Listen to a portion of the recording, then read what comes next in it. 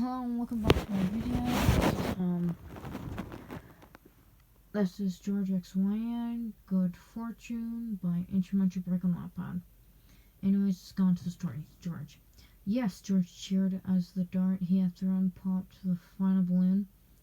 I clapped my hands as the game booth owner reluctantly asked what prize he wanted. George scanned the wall of large prizes for a moment, then looked at me with a smile. What do you want? I shook my head. No, you won. Get what you want. Back at the wall and back at me again. You like pandas, right? I rolled my eyes. I didn't like pandas, but I wouldn't admit that in this moment. I'll take the panda, please. George, I snapped, and he laughed while the owner pulled it off the wall and handed it to him. George turned around and held the panda out to me. I raised an eyebrow at him, crossing my arms. I told you to win what you wanted. He rolled his eyes, moving the bear closer to me. I want to get this for you. I felt myself smile, even though I tried to hold it back, but took the bear anyways.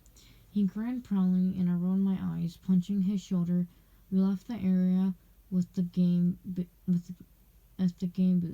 Me holding the panda, and him grinning still, just as the sun began to set. We had spent the day here at the local fair while George was visiting me in the U.S. We had ridden almost every ride, tried all the snacks from all the booths, and played all the games.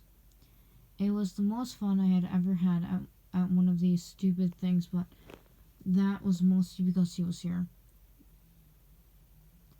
He wandered around the fair for a while, until the sun was almost completely gone and the lights of the rides booths were lighting up the area surrounding us. I spotted something we had yet to try out and exactly grabbed George's arm. Look, it's a fortune teller. We should go. He rolled his eyes.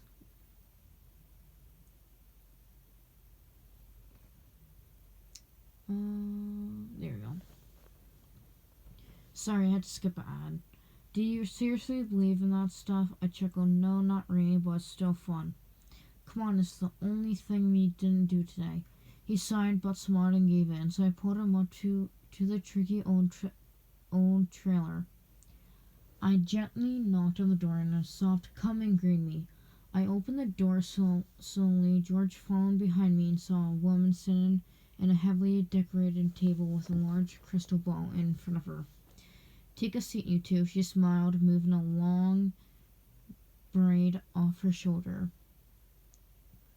We tentatively sat down across from her in a couple of wooden chairs that looked like they were being held together by a hope and a prayer, and waited for her to start talking. Now, what is it you'd like to know? She asked, and we glanced at each other. We both shrugged and turned back to her. We didn't really come prepared with questions. I laughed awkwardly. She smiled warmly. Do not worry about. How about I give you a quick reading about each of you, and you can ask questions from there. We glanced at each other again and nodded this time. All right, let's start with you first, she said, nodding to me. I sat up, kind of excited to hear what she had to say. What's your name, darling? Wyan. She smiled. That's a really nice name. I grinned. Thank you. She held her hands against the crystal ball for a moment, clearly focusing and thinking hard. You've got some good things coming to you in the near future. I see it's related to your love life, possibly. Moving in with someone? She glanced at George, whose face turned a bright shade of red. I nodded, but I was still skeptical. That was something she could have just noticed from our body language walking in. You tend to be closed off, almost like you're putting on a face. You can be more open, darling. You have a beautiful self and a lot of love to give, and hiding it away in fear of rejection does you no good. My eyes widened. Okay, that was pretty decent. That's something you're nervous about right now. Something you're waiting for, that you're afraid for the outcome of. There's nothing to be wary about. The person you're taking this journey with, metaphorically of course, is someone who cares for you very much, who will be with you every step of the way. Trust yourself and trust them. They love you very much. I glanced over at George, who was avoiding eye contact, but whose cheeks were pink. I smiled, turned back to the lady. She paused for a moment and looked at George. Are you ready? He reluctantly nodded, and she looked back at down at her crystal. You're a major skeptic, particularly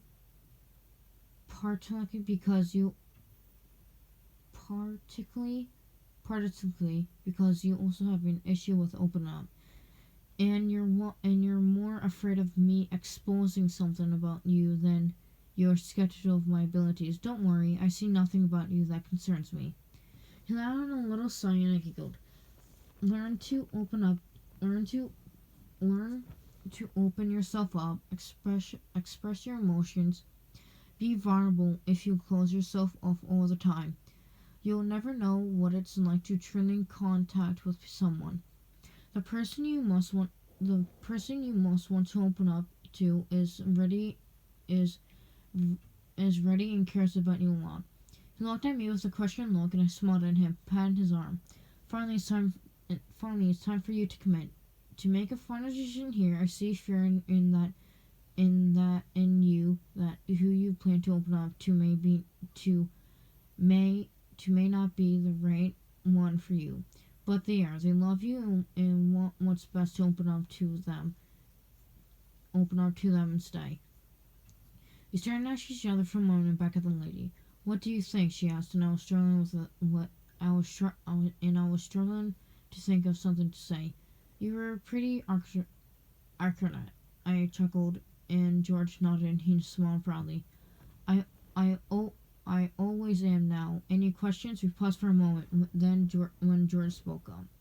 Yes, I have one. I looked over at him. Will Minecraft ever do a cave update? George, I laughed, smacking him in the arm. The lady chuckled. That is not for me to know or tell you. Thank you very much, I said as we both stood up and get ready to go. How much? I asked, going to pull out my wallet before George did. The lady shook her head with a smile. Nothing. Take it for free. No, really, let me pay you, I said, feeling guilty. I'm always happy to help lost souls who need guidance. Just remember what I said. That's payment enough. I smiled at her gratefully, and we left, heading back into the fair. We got a few paces from the trailer when I realized I had left the panda in there. Hold on, I have to go back and get the panda, I said, and George laughed. Nice job. I rolled my eyes and turned around and gasped. George spun around too, confused. The trailer was gone, but in its place was my panda, sitting in the grass with a little note attached that read, You forgot your friend. That was the end of the story, and I hope you liked it. Next time will be a sapnap XYN first date, but that is the next video. That is coming either today, tomorrow, or the day before. Anyways, I hope you guys like this video, and I hope you really enjoyed this. If you are falling in love with someone, either tell them or wait a little bit longer and see what happens throughout. Anyways, bye.